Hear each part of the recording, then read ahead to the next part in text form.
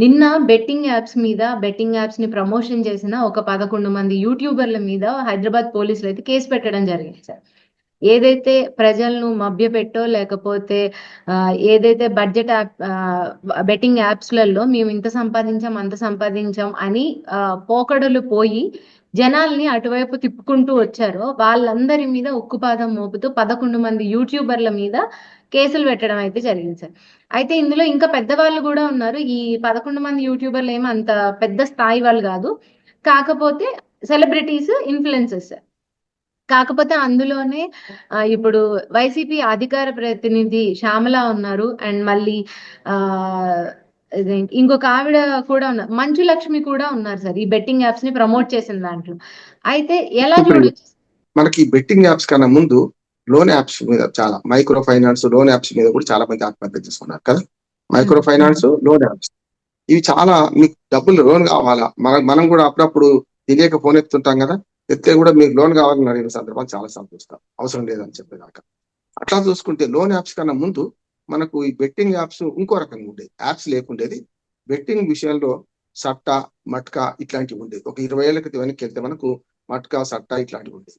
అంత కొంచెం ఇంకా వెనక్కి వెళ్తే లాటరీలు కూడా అంటే ప్రజల ఆశలను ప్రజల అత్యాశలను సొమ్ము చేసుకునే సమాజం ఎప్పుడైనా ఉంటుంది ఇప్పుడు కాదు.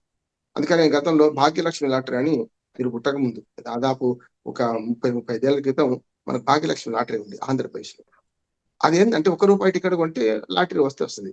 అట్లా ₹10 సిక్కిం లాటరీ రకరకాల లాటరీలు కొనుక్కునే వాళ్ళు ఎవడో ఒకడు శ్రీమంతుడే అందరూ దానిలో నష్టపోయేవాళ్ళే. అంటే ప్రభుత్వ ఖర్చులను తీసేస్తే వాడి ₹1,00,00,000 ₹10,00,00,000 మొదట్లో ₹1,00,000 లక్షాధికారి అనే సినిమా వచ్చింది. లక్షకి ఇప్పుడు విలువే లేదు. కనుక అట్లా ఈ ఈ ఏవైతే లాటరీలు చాలా వరకు ఏదైతే ఈజీ మనీకి నిరోధించడానికి ఈ లాటరీలు నిషేధించింది మన ఆంధ్రప్రదేశ్ ప్రభుత్వం. అప్పుడు ఉమ్మడి ఆంధ్రప్రదేశ్‌లో. కానీ ఇప్పటికి కూడా కొన్ని ఏవైతే మనం ఏవైతే జరుగుతున్నాయో వాటిని కొన్ని అనుమతిస్తున్నాయి. క్యాసినోస్ ఉదాహరణకు. అట్లాగే ఈ జూద గృహాలు నిర్వహించే క్రమంలో దాదాపు దేశంలోని చాలా రాష్ట్రాలు నిషేధించినాయి. కొన్ని గోవా, అట్లానే సిక్కిం ఇట్లాంటి రాష్ట్రాల్లో ఇంకా క్యాసినోస్ నడుస్తున్నాయి. ఇంకా ఇట్లాంటివన్నీ నడుస్తున్నాయి. అంటే చట్టం అనుమతిస్తే అక్కడ నడుస్తున్నారు. వీళ్ళు ఎక్కడే మనం చూస్తున్నాం కదా శ్రీపతి ప్రవీణ్ లాంటోడు శ్రీలంకకి వెళ్ళి లేకపోతే ఇతర దేశాలకు వెళ్ళి యాప్స్ బెట్టింగ్ యాప్స్ లేకుంటే ఇట్లాంటివి క్యాసినోస్ నడిపే సందర్భాలు చూసినాం మనం. దీన్ని 3 రకాలు విభజించాలి. సట్టా మట్కా అనేదేమో అప్పుడు క్రికెట్ అప్పుడు 5 డే క్రికెటే ఉండే. కనుక 5 రోజులు ఆడేవాళ్ళు. ఎవరు గెలుస్తారు, ఎవరు ఓడతారు తక్కువ పరిమితితోని బెట్టింగ్ కట్టేవాడు. వాళ్ళన్నీ కూడా ఒకటికి ₹10 అని చెప్తే బాంబే కేంద్రంగా మనుషులు నడిపించేవాడు. లింక్ అంతా మనుషులు ఉండేది. పాన్ షాపుల దగ్గర లేకుంటే చిన్న చిన్న హోటళ్ల దగ్గర ఇవన్నీ జరిగేది. అప్పుడు ఒక్కరిని పట్టుకుంటే మిగతా వాళ్ళందరూ దొరికేవాడు. కానీ ఇప్పుడు లోన్ యాప్స్ వచ్చినా ఇవాళ బెట్టింగ్ యాప్స్ వచ్చినా మొత్తం లింక్ బయటపడతలేదు. ఎందుకంటే కనపడని చెయ్యి నాటకం ఆడుతుంది. ఇప్పుడు ఇక్కడ మనిషి కనపడడు. కానీ బెట్టింగ్ యాప్ ఒకటి ఉంటది. దానిలో సెలవులాగా మనందరం పెట్టేస్తాం. పెట్టేసిన తర్వాత వాడి విచారణ ఎత్తేస్తాడు. లేకపోతే వాడు వీళ్ళని దోచుకుంటాడు. దోచుకోవడం వల్ల ఏమైందంటే యువత ఆత్మహత్యలు పెరిగినాయి. ముఖ్యంగా ఈ బెట్టింగ్ యాప్స్ లో కానీ అంతకుముందు లోన్ యాప్స్ లోనే అవసరం లేకున్నా వాడు ఇస్తా అంటుండో తీసుకుందామని తీసుకొని ఒకటికి ₹10 కట్టేవాళ్ళు ఉన్నారు. ₹1 తీసుకుంటే ₹10 లోన్ యాప్స్ కట్టేవాళ్ళు అప్పుడు చచ్చిపోయారు. ఇప్పుడు బెట్టింగ్ యాప్స్ లో మీరు అన్న 11 మందితో కాదు ఈగ లాగారు డొంక గదలాలి ఇంకా. విష్ణుప్రియను నిన్న ప్రశ్నించారు. మస్తాను లేకపోతే రకరకాల వాళ్ళు 7 మంది సెలబ్రిటీస్ కాకుండా అంటే మనకి బిగ్ బాస్ దానిలో వచ్చిన వాళ్ళు ఉన్నారు కొందరు. విష్ణుప్రియ. మొత్తం మీద ఏదో రకంగా సెలబ్రిటీ అట్లా. ఇన్ఫ్లుయెన్సర్స్ పేరు మీద ఇంకా మీరు అనేది మార్కాలంటే ఇంకా చాలా మంది ఉన్నారు. వాళ్ళందరినీ కూడా అరెస్ట్ చేయాల్సిన అవసరం ఉంది. ఇన్ఫ్లుయెన్సర్స్ వినియోగదారుల చట్టానికి కూడా వ్యతిరేకం అంటారు. నేను ఒక చెప్తాను. అది అడ్వకేట్ గా వినియోగదారుల చట్టంలో కూడా స్పష్టంగా ఉన్నది. అనుచిత హామీలు, అనుచితమైన మనం ఏవైతే కొన్ని యాప్స్ అని వీటిని నిషేధించే అధికారం వినియోగదారుల చట్టంలో కూడా ఉన్నది. వినియోగ చట్టం ఏముందంటే గతంలో చిన్న ఉదాహరణ చెప్తాను నేను. రిన్ సబ్ కొత్తలో వచ్చినప్పుడు ఒక ఇన్ఫ్లుయెన్సర్ అడ్వర్టైజ్మెంట్ వాళ్ళు అంతేకాదు ఇప్పుడు అమితాబ్ బచ్చన్ చేసినా ఎవరు చేసినా కూడా ఫలానా దానిలో షేర్స్ లో పెట్టుబడి పెట్టండి లేకుంటే ఫలానా చేయండి అని వీళ్ళు చెప్పేది అదే కదా. కనుక ఒక రిన్ సబ్ ను ఇంత చిన్న ఇట్లా వేలుకు తీసుకొని బట్టలు తినడానికి సరిపోతుంది అంటారు. అప్పుడు ఒక నాలాంటి వాడు కేసు వేశాడు. ఇంత సబ్బు సరిపోతుందా మీరు ఎట్లా ఇస్తున్నారు? దాంతో వాళ్ళ అడ్వర్టైజ్మెంట్ వెనక్కి తీసుకోవాల్సి వచ్చింది. అట్లానే చాలా ఫీట్స్ చేస్తుంటారు ఈ సినిమా హీరో మహేష్ బాబు పైనుంచి ఎగిరి దుంకేస్తుంటాడు కూల్ డ్రింక్ దాక్కుంటూ. అది ఫీట్ మాత్రమే మీరు చెయ్యొద్దు అని కింద ఒక హెచ్చరిక వస్తుంది కదా. చాలా మంది దానిగాని ఉత్సాహం వచ్చినట్టు దూకేసిన సందర్భాలు కూడా చూసాం. హీరోలను చూసుకొని బంగ్లా మీద దూకేసిన సందర్భాలు చూసినాం. అంటే ఇమిటేట్ చేస్తారు కదా హీరోలను హీరోయిన్లను వాళ్ళ అభిమాన హీరోయిన్లను. కనుక అదేమైతుంది అంటే దీన్ని సరైనది కాదు అని ఈ ఇన్ఫ్లుయెన్సర్స్ మీద, అమితాబ్ బచ్చన్ మీద కూడా కొన్ని ప్రొడక్ట్స్ విషయంలో కేసులు పడ్డాయి. అంతెందుకు మన పతంజలి ప్రొడక్ట్స్ మీద మొన్న ఆమె హైకోర్టు కూడా గట్టి తీర్పు ఇచ్చింది, మీరు ఇట్లాంటి రామ్దేవ్ తప్పుడు బాబు. మాట్లాడబడదు. రామ్దేవ్ బాబు.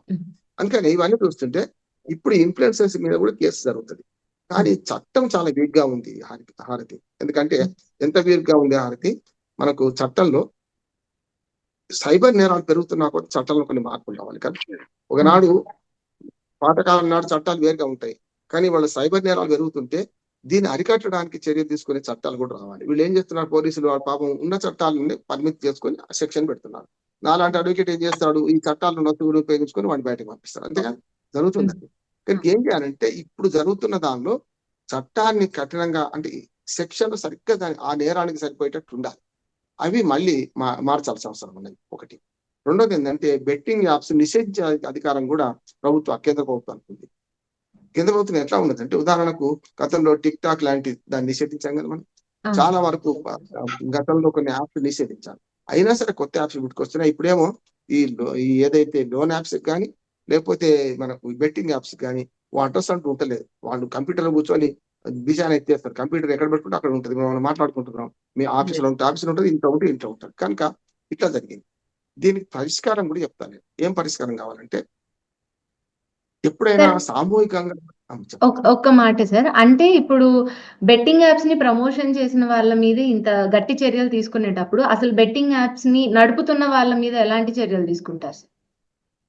ఖచ్చితంగా అదే మూలాలకు వెళ్తున్నాడు. అందుకని మంచి పరిస్థితి. ఎందుకంటే బెట్టింగ్ యాప్స్ నడుపుతున్న వాళ్ళు కేవలం వీళ్ళందరూ ఎవరు, ఇన్ఫ్లుయెన్సర్స్ మాత్రమే కదా.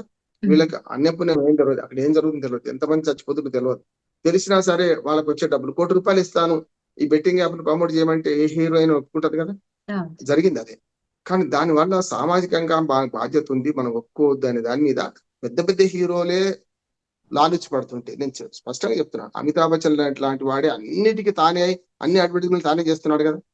చేస్తుంటే ఇప్పుడు ఈ చిన్న హీరోలకు ఈ సెలబ్రిటీస్ కు ₹1,00,000 ₹10,00,000 అంటే చాలా అవసరమైనవి కదా, తీసుకుని చేస్తున్నాం. కానీ దీనివల్ల వచ్చే దుష్పరిణామాలను వాళ్ళు గమనిస్తలేరని నేను అంటున్నాను. పెద్ద పెద్ద హీరోలు గమనించినప్పుడు వీళ్ళు గమనిస్తలేరు. దీని మూలాలు ఎక్కడ అంటే చెప్తాను నేను. ఉదాహరణకు ఒక పాత సామెత ఉంది.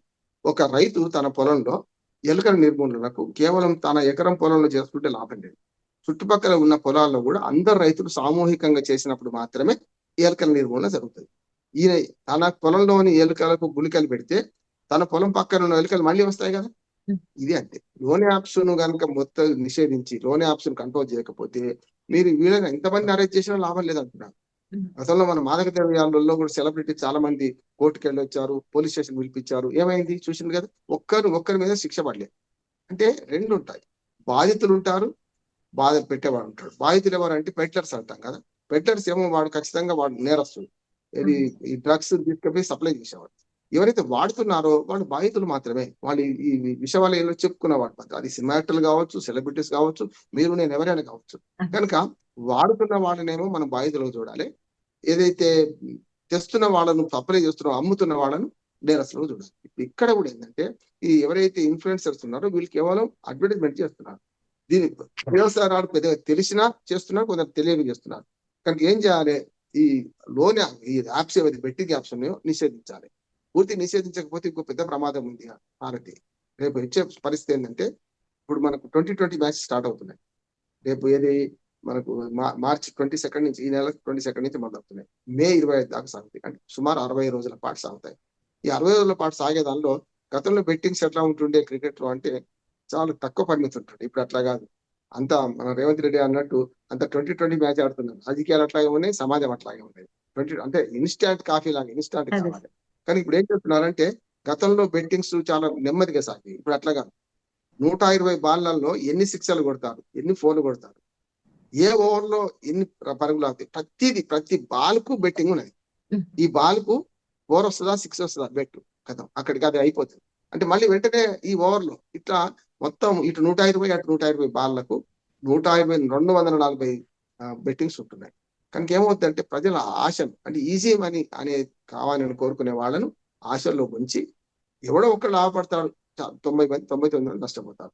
వీటిని అరికట్టాల్సిన అవసరం. రేపు పొద్దున క్రికెట్ బెట్టింగ్ కూడా పెద్ద ఎత్తున నడుస్తుంది. క్రికెట్ లో బీసీసీఐ కానీ ఐసీసీ కానీ ఇవన్నీ చాలా పెద్ద మోసాలు చేస్తున్నాయి. చూస్తున్నాం కదా, గతంలో అజరుద్దీన్ మీద కేసులు అయింది. గతంలో match fixing Azharuddin match fixing అప్పటిది, ఇప్పుడు అట్లా కాదు, ప్రతి బాల్ ఫిక్సింగ్. ఇప్పుడు అప్పుడు మ్యాచ్ ఫిక్సింగ్ ఉండేది, ఇప్పుడు బాల్ ఫిక్సింగ్ వచ్చేసింది. కనుక ప్రజల బెట్టింగ్స్ ని బట్టి కూడా వీళ్ళు ఆడుతున్నారని ఆరోపణలు ఎదుర్కొంటున్నారు. ఇంకో మాట ఏంటంటే, వీళ్ళు గతంలో దేశాల మధ్య ఆడినప్పుడు నాలాంటి వాడు నిజంగా నేను క్రికెట్ చూసేవాడిని, కానీ దేశాల మధ్య ఆడుతున్న మన దేశం గెలుస్తుంది, మన దేశం ఓడుతుంది అనే పరిస్థితి వచ్చింది. వీళ్ళు రేసు గుర్ర అలాగా అమ్ముడు పోతున్నారు కదా, చూస్తున్నాం కదా. 10 కోట్లకు 18 కోట్లకు 20 కోట్లకు ఒక్కోడు అమ్ముడు పోయినప్పుడు ఇందులో మన వాళ్ళు ఎవరు ఉంటారు? అందరూ కలగాపులుగా ఉంటుంది కదా, దొడ్లో దొరినట్టు వీళ్ళు కొనుక్కుంటారు. 10-12 టీంలు ఉన్నాయి దేశంలో, వాళ్ళందరూ కొనుక్కుంటున్నారు.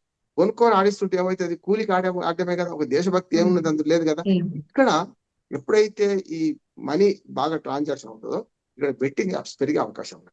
దీనికి ఇంటర్నెట్ లింక్ అయ్యి బెట్టింగ్ యాప్స్ వల్ల ఏమైంది అంటే, నేను చెప్పే వచ్చే క్రికెట్ లో చాలా కష్టాలు ఉంటాయి కనుక సజ్జనార్ గారు ఒక మంచి ఆలోచన చేశారు. ఆయన ఏ పదవి ఉన్నా బాగా చేస్తున్నారు. సజ్జనార్ గారు మంచి ట్వీట్ చేశారు, మంచి సలహా ఇచ్చారు కూడా. దాన్ని పాటించాల్సిన బాధ్యతతోని సంపూర్ణేష్ బాబు, మామూలు హీరోనే కావచ్చు, చాలా మంది సంపూర్ణేష్ బాబు ఒక జోకర్ లాగా ఒక మామూలు హీరోలా కనపడతారు, కానీ తాను కూడా సామాజిక బాధ్యత చేసిండు. నేను అడుగుతున్నా, మరి చిరంజీవి గారి నుంచి మందు పెడితే చాలా మంది ఉన్నారు కదా, వీళ్ళు బెట్టింగ్ యాప్స్ మీద ఎందుకు వీళ్ళు మాట్లాడారు? సామాజిక బాధ్యత లేదా? నేను చెప్తున్నా స్పష్టంగా, వాళ్ళ ఆదర్శం ఇవ్వాలి. వీళ్ళు ఏం చేస్తున్నారు, బెట్టింగ్ యాప్స్ లో మీరు అన్న ఈ 5-6 కాదు, సినిమా హీరోలు కూడా పెద్దవాళ్ళు ఉన్నారని అంటున్నారు కనుక రేపు పొద్దున వాళ్ళ మీద కేసు పెట్టే అవకాశం ఉంటది. కానీ వాళ్ళు సెలబ్రిటీస్ కొంచెం పెద్దవాళ్ళు కనుక పెడతలేరేమో, కానీ ఈ చిన్న వాళ్ళు దొరికారు కనుక చేస్తున్నారు కావచ్చు. కానీ రేపు పొద్దున జరగాల్సింది ఏంటంటే, ఈ చట్టం మంచిగా చేయాలి. చట్టంలో ఇప్పుడున్న బెట్టింగ్ యాప్స్ నిషేధించడానికి అవసరమైన ఏర్పాటు చేయాలి. ఎవరైతే తప్పు చేస్తారో వాళ్ళు శిక్ష పట్టేట్టు చూడాలి. మూడోది, అన్నిటికంటే సమాజాన్ని సెన్సిటైజ్ చేయాల్సిన అవసరం ఉండదు అక్కడ. ఇప్పుడు మనకు కనపడతలేవు, మనం యాప్స్ ఎందుకు చూస్తలేము అంటే మనకు పనికి రాని, మనకు అవసరం లేదని మనం అనుకుంటున్నాం. దీన్ని ఏం చేయాలంటే, సామాజిక అవగాహన, ఎవరైతే దీనిలో ప్రలోభాలకు లొంగిపోతున్నారు, ఈజీ మనీ కోసం అరువు చేస్తున్నారో వాళ్ళని సెన్సిటైజ్ చేయాలంటే మొట్టమొదటి యూత్ ను చేయాలి. రెండోది మన కుటుంబాన్ని కూడా చేయాలి. మన అమ్మాయో అబ్బాయో ఈ సెల్ ఫోన్ లో ఎక్కువసేపు గడుపుతున్నారు అనుకోండి, అప్పుడు ఏం చేయాలి? ఖచ్చితంగా ఆ గడిపే కాలాన్ని చూసి ఏం చేస్తున్నారు, ఏం చూస్తున్నారు చేయాలి. లేకపోతే ఏమైతుంది? తల్లిదండ్రుల పేరు మీద అప్పు తీసుకొచ్చుకొని బయట అప్పులు కట్టలేక తల్లిదండ్రులు చంపేస్తున్నారు, వాడు చూస్తున్నారు. చూస్తున్నాం ఆత్మహత్యలో చూస్తే కుటుంబం మొత్తం బలవుతుంది కదా. అయితే ఈ మధ్య నాకు చిన్న ఉదాహరణ చెప్తాను, నా గొప్ప కోసం కాదు. మా మనవరాలు పేరు ప్రజ్ఞ. మొన్న ఈ దీనిలో మాట్లాడదామని నేను సెల్ ఫోన్ తీసి చూస్తున్నాను, సజ్జనార్ గారు ఏం మాట్లాడుతున్నారు. ఆయన మొదటి సెల్ ఫోన్ వాడవద్దు, పిల్లలకి అలవాటు చేయొద్దు అని చెప్తున్నాను. చెప్తుంటే తాతయ్య కొద్దిసేపు ఆపండి అని చెప్పింది మా అమ్మాయి, మా మనవరాలు. అని తాతయ్య ఆయన చెప్తున్నాడు కదా, మరి మీరు ఎందులో చూస్తున్నారు ఇప్పుడు సెల్? ఆయన చెప్పిన విషయంలో సెల్ ఫోన్ లో చూస్తున్నారు కదా, మరి ఆయన చూడొద్దు అంటున్నాడు, ఇటువంటి మంచి విషయాలు చూడొద్దా అని. అంటే చూడండి, 10 ఏళ్ల అమ్మాయి నన్ను ప్రశ్నించింది, కరెక్టే కదా అంటే నేనేమన్నానంటే, కత్తితో కూరగాయలు కోయవచ్చు, మెడకాయలు కోయవచ్చు, సెల్ ఫోన్ తప్పు కాదు, సెల్ ఫోన్ ఉపయోగించుకోవడం వాడి తప్పు కదా. ఆ అమ్మాయి ప్రశ్న 10 ఏళ్ల అమ్మాయి కానీ 6వ తరగతి చదువుతున్న అమ్మాయికి సెల్ ఫోన్ చూడొద్దని ఏం చెప్తున్నాడు ఆయన?